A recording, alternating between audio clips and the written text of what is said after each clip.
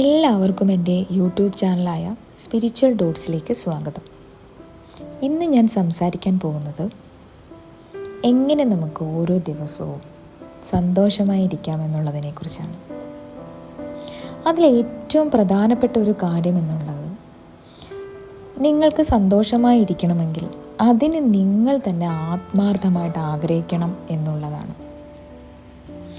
ശരിക്കും പറഞ്ഞാൽ കൂടുതൽ ജനങ്ങളും അവർ എന്താണ് ചെയ്തുകൊണ്ടിരിക്കുന്നതെന്ന് പോലും മനസ്സിലാക്കാതെ എപ്പോഴും ദുഃഖിച്ചു കൊണ്ടേയിരിക്കുന്നു. എപ്പോഴും എല്ലാത്തിനെയും കുറ്റപ്പെടുത്തിയും കുറ്റം കണ്ടുപിടിച്ചും മറ്റുള്ളവരെ കുറ്റപ്പെടുത്തിയും ഇരിക്കുന്നു. ഇന്നത്തെ ദിവസം കൊള്ളില്ല, ഇന്ന് ഞാൻ എന്ത് ചെയ്താലും ശരിയാകില്ല, ഇന്ന് ഞാൻ ജയിക്കാൻ പോണില്ല, ഇന്നെല്ലാവരും എനിക്കെതിരാണ്, ഈ ലോകം തന്നെ എതിരാണ്.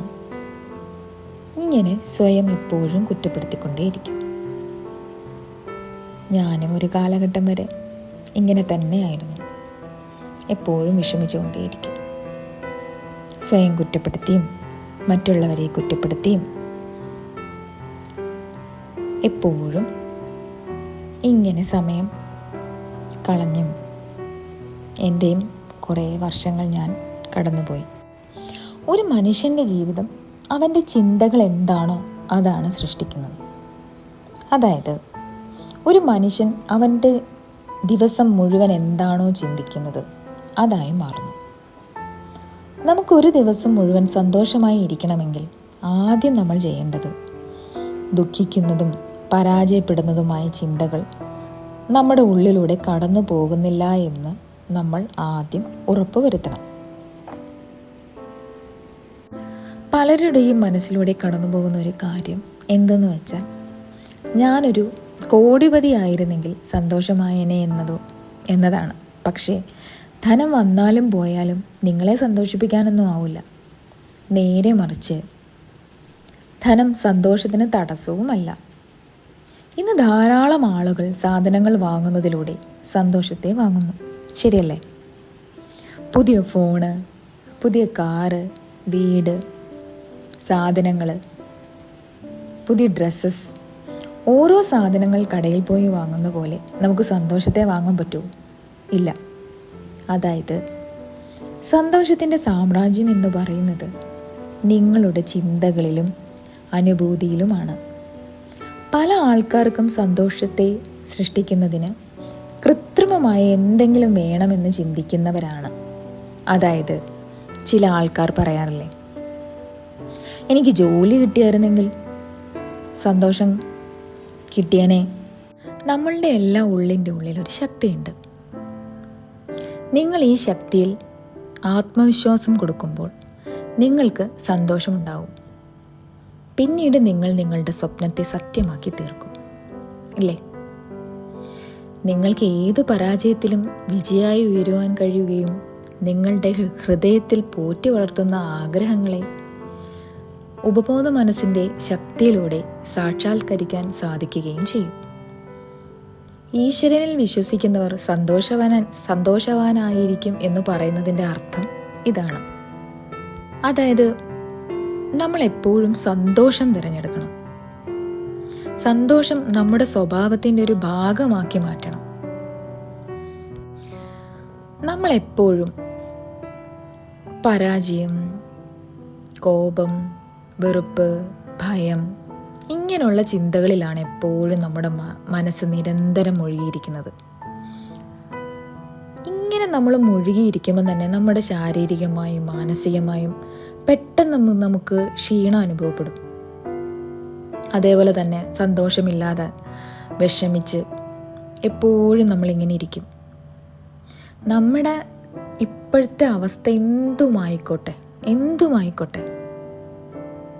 പക്ഷെ അതിനെല്ലാം നമ്മൾ മാറ്റിയെടുക്കണം.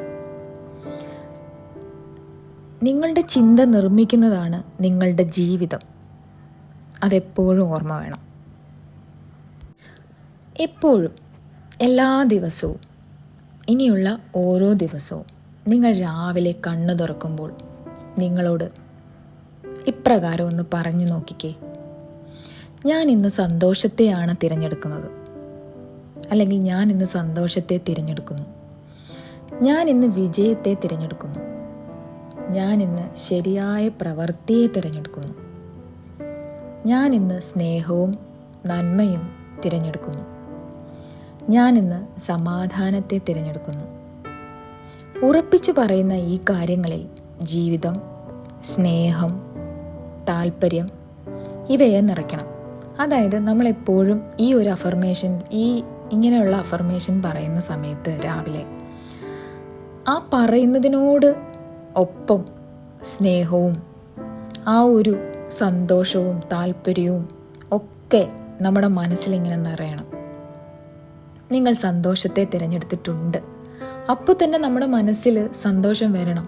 ഈ അഫർമേഷൻ പറയുമ്പോൾ ആ നിമിഷം തന്നെ നമ്മൾ ആ ഒരു സന്തോഷത്തിലായിരിക്കണം പറയേണ്ടത്. നമ്മുടെ സിറ്റുവേഷൻസ് എന്തും ആയിക്കോട്ടെ, പക്ഷേ നമ്മൾ രാവിലെ എഴുന്നേൽക്കുമ്പോൾ ഈ പറയുന്ന അഫർമേഷൻസ് പറയുമ്പോൾ നമ്മളെപ്പോഴും നല്ല മാനസികമായിട്ടും ശാരീരികമായിട്ടും ഒക്കെ നല്ല സ്നേഹത്തോടെ, അതായത് ഒരു സന്തോഷത്തോടെ ആയിരിക്കണം നമുക്ക് ആ ഒരു ഫീലിംഗ് ആയിരിക്കണം നമ്മൾ പറയേണ്ടത്. ഒരു ദിവസം തന്നെ പല പ്രാവശ്യം നിങ്ങളുടെ ആഗ്രഹങ്ങൾക്ക് നന്ദി പറയണം. നമുക്ക് എന്താണോ ആഗ്രഹം അതിനുവേണ്ടി പല പ്രാവശ്യം സന്തോഷത്തോടെ നന്ദി പറയണം. ഒരിക്കലും നമ്മുടെ മനസ്സിലൊരു വിഷമം വെച്ചിട്ടായിരിക്കരുത് നന്ദി പറയേണ്ടത്. ആ ഒരു നന്ദിപൂർവ്വം നമുക്ക് കിട്ടിയതായിട്ട്, പ്രപഞ്ചം നമുക്കത് തന്നതായിട്ട് നമ്മൾ സങ്കല്പിച്ച് വേണം അത് പറയാൻ.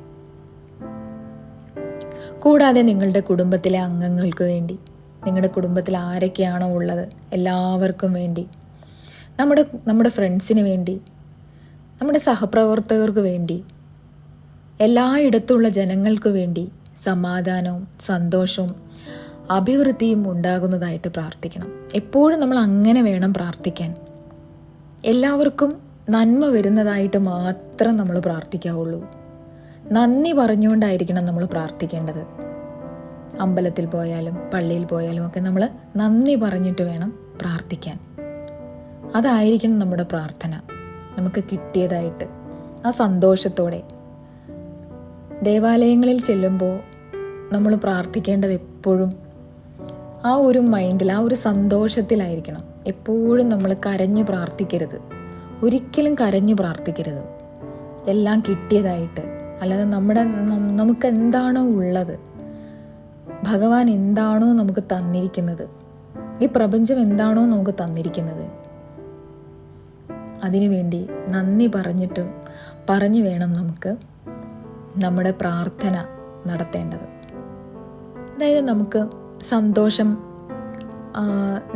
സന്തോഷം വേണമെന്നുള്ളത് നമുക്ക് എപ്പോഴും ആത്മാർത്ഥമായിട്ട് ആഗ്രഹിക്കണം. കാരണം ആഗ്രഹിച്ചാൽ മാത്രമേ നമുക്കത് നേടിയെടുക്കാൻ കഴിയൂ. വെറുതെ നമ്മൾ ചിന്തിക്കരുത് സന്തോഷം വേണം, എനിക്ക് സന്തോഷം വേണം, അങ്ങനെയല്ല. ആത്മാർത്ഥമായിട്ട് നമുക്ക് സന്തോഷം വേണം എന്നുള്ളത് ആത്മാർത്ഥമായിട്ട് ആഗ്രഹിക്കണം. അങ്ങനെ നമുക്ക് അത് ആ ഒരു ആഗ്രഹം പൂർത്തീകരിക്കാനാവും. നമ്മുടെ ഓരോ ആഗ്രഹങ്ങളും ഭാവനയോടും വിശ്വാസവും കൂടിയതായിരിക്കണം. നമ്മുടെ മനസ്സിൽ അതിൻ്റെ ഒരു പിക്ചർ ഉണ്ടാവണം. നമ്മുടെ ഒരു ആഗ്രഹത്തിൻ്റെ ഒരു ഭാവന നമ്മുടെ മനസ്സിൽ എപ്പോഴും ഉണ്ടാവണം. അത് നമുക്ക് നമ്മുടെ ലൈഫിൽ നടന്നതായിട്ട് സങ്കല്പിക്കണം. അപ്പോൾ കിട്ടുന്ന ആ ഒരു ഫീലിങ്സ് അതെപ്പോഴും നമ്മുടെ ഉള്ളിൻ്റെ ഉള്ളിൽ ഉണ്ടാവണം. അങ്ങനെ പ്രാർത്ഥനയ്ക്ക് ഉത്തരം ലഭിക്കുമ്പോൾ നമുക്ക് സന്തോഷം കിട്ടും. അങ്ങനെ നിരന്തരം നമ്മളുടെ ലൈഫിൽ നിരന്തരമായിട്ട് അങ്ങനെ മാറ്റം വരുത്തിയാൽ മാത്രമേ നമ്മുടെ ലൈഫിൽ ഒരു ചേഞ്ച് ഉണ്ടാവുള്ളൂ. അതായത് അതൊരു ദിവസമോ 2 ദിവസമോ അല്ലെങ്കിൽ ഒരാഴ്ചയോ ചെയ്തിട്ടൊരു കാര്യമില്ല. മിനിമം 21 ദിവസം. അത് നമ്മുടെ ലൈഫിൻ്റെ ഒരു പാറ്റേൺ പോലെയാണ്. അത് ക്രിയേറ്റായി വരണം. 21 ദിവസം മാത്രം പോരാ. ശരിക്കും ഒരു 90 ദിവസമെങ്കിലും നമ്മുടെ ലൈഫിലത് ചെയ്താൽ മാത്രം നമ്മുടെ ലൈഫിൻ്റെ ഒരു ഭാഗമാവത്തുള്ളൂ. ശരിക്കും അത് നമ്മുടെ ലൈഫിൻ്റെ ഒരു ഭാഗമാകുമ്പോഴാണ് നമ്മുടെ ലൈഫിൽ മാറ്റങ്ങൾ കണ്ടു തുടങ്ങുന്നത്. അതായത് നമ്മൾ കണ്ടിട്ടില്ലേ, ലോകത്തിൽ സമ്പത്ത് മുഴുവൻ നൽകിയാലും നിങ്ങൾക്ക് സന്തോഷം വാങ്ങാനാവില്ല. കാരണം ചില കോടീശ്വരന്മാരെ കണ്ടിട്ടില്ലേ, ചിലവർ നല്ല സന്തോഷമായിരിക്കും, ചിലവരോ ഭയങ്കര ദുഃഖത്തിലായിരിക്കും, ചിലവർ എപ്പോഴും ദുഃഖിച്ച് തന്നെ കഴിയും. അതായത് സന്തോഷത്തിൻ്റെ സാമ്രാജ്യം എന്ന് പറയുന്നത് ചിന്തയിലും അനുഭൂതിയിലും, അതായത് ഫീലിങ്സിലുമാണ്. അതെപ്പോഴും ഓർമ്മ വേണം. നിങ്ങളുടെ സിറ്റുവേഷൻസ് എന്തുമായിക്കോട്ടെ, കടമോ പലതരത്തിലുള്ള വിഷമങ്ങളോ എന്തുമായിക്കോട്ടെ, നിങ്ങൾ ഈ രീതിയിലൊന്ന് ചെയ്തു നോക്കിക്കേ. ഡെയിലി രാവിലെ എഴുന്നേൽക്കുമ്പോൾ ഉടനെ തന്നെ ഈ പറയുന്ന അഫർമേഷൻസ് ഒന്ന് പറഞ്ഞു നോക്കിക്കേ. സന്തോഷമായിട്ട് വേണം പറയാൻ, ആ ഫീലിങ്ങോടെ വേണം പറയാൻ. വെറുതെ നമ്മൾ പറഞ്ഞിരുന്നിട്ടൊരു കാര്യമില്ല. അഫർമേഷൻസ് ശരിക്കും ആ ഫീലിങ്ങോടെ, ആ കിട്ടിയതായിട്ട് പറഞ്ഞാൽ മാത്രമേ ആ അഫർമേഷൻസ് നമുക്ക് നടക്കുള്ളൂ. അല്ലാതെ നമ്മൾ വെറുതെ പറഞ്ഞുകൊണ്ടിരുന്നിട്ടൊരു കാര്യമില്ല. ഡെയിലി നമ്മുടെ ലൈഫിൽ നമുക്കുള്ളതിനും ഇല്ലാത്തതിനും എല്ലാത്തിനും നന്ദി പറഞ്ഞുകൊണ്ടും കൂടി ഇരിക്കണം ഡെയിലി. അത് നമ്മുടെ ലൈഫിൻ്റെ ഒരു ഭാഗമാക്കണം. അത് നമ്മുടെ ഒരു സ്വഭാവത്തിൻ്റെ ഭാഗമാക്കി മാറ്റണം. ലൈഫ് പതിയെ ചേഞ്ചായി വരും. അത് 100% ഉറപ്പാണ്. എൻ്റെ ലൈഫിൽ വലിയ വലിയ മാറ്റങ്ങൾ കൊണ്ടുതന്ന ഒരു കാര്യമാണ്. ഞാനൊരു 6-7 വർഷത്തിന് മുമ്പുള്ള ഞാനല്ല ഇപ്പോൾ. എപ്പോഴും ദുഃഖിച്ചിരിക്കുന്ന ഞാനായിരുന്നു. ഒരുപാട് മാറ്റങ്ങൾ ഇതേപോലെ ചെറിയ ചെറിയ കാര്യങ്ങൾ ചെയ്ത് ലൈഫിൽ ഒരുപാട് വലിയ വലിയ ചേഞ്ചസ് ഉണ്ടായി. നല്ല നല്ല മാറ്റങ്ങൾ നമ്മുടെ ലൈഫിൽ മാറ്റങ്ങൾ കണ്ടു തുടങ്ങും. നിങ്ങളിത് കണ്ടിന്യൂസ് ആയിട്ടൊന്ന് ചെയ്ത് നോക്ക്. ലൈഫിനേക്കും മനസ്സിൻ്റെ ആ ഒരു വിഷമിച്ചിരിക്കുന്ന ആ ഒരു പരിപാടിയൊക്കെ ഒന്ന് മാറ്റി സ്വസ്ഥമായി എപ്പോഴും നമ്മൾ ശാന്തമായിട്ടിരുന്നാൽ മാത്രമേ നമ്മുടെ ലൈഫിൽ സന്തോഷം നമുക്ക് കണ്ടെത്താൻ സാധിക്കും. അല്ലാതെ കിട്ടുന്ന ഓരോ കാര്യങ്ങളിൽ നമുക്ക് കിട്ടുന്ന സന്തോഷങ്ങളൊക്കെ കുറച്ച് നേരത്തേക്കേ ഉള്ളൂ. സ്ഥിരമായി നമ്മുടെ ലൈഫിൽ മാറ്റങ്ങൾ വരണം, സന്തോഷം വരണം. അതിനുവേണ്ടി നമ്മൾ തന്നെ ആദ്യം ക്രിയേറ്റ് ചെയ്യണം സന്തോഷം. എന്നാൽ മാത്രമേ നമ്മുടെ ലൈഫിൽ സ്ഥായിയായ ഒരു സന്തോഷം നമ്മുടെ ലൈഫിലേക്ക് വരുള്ളൂ. ട്രൈ ചെയ്ത് നോക്കണം. എന്തും വന്നോട്ടെ, എന്ത് സാഹചര്യത്തിലും ആയിക്കോട്ടെ, ഇപ്പോഴത്തെ സിറ്റുവേഷൻ എന്തുമായിക്കോട്ടെ, എല്ലാത്തിലും ഒരു മാറ്റം വരും. അതിനെ വിശ്വസിക്കണം. നമ്മുടെ ഉള്ളിൻ്റെ ഉള്ളിലുള്ള ആ ഒരു ശക്തിയെ നമ്മൾ വിശ്വസിക്കണം. അപ്പോൾ നമുക്ക് നല്ല ഒരു മാറ്റം ഉണ്ടാവും. എല്ലാവർക്കും നല്ല മാറ്റം ഉണ്ടാവട്ടെ എന്ന് പ്രപഞ്ചശക്തിയോട് പ്രാർത്ഥിച്ചുകൊണ്ട് നിർത്തുന്നു.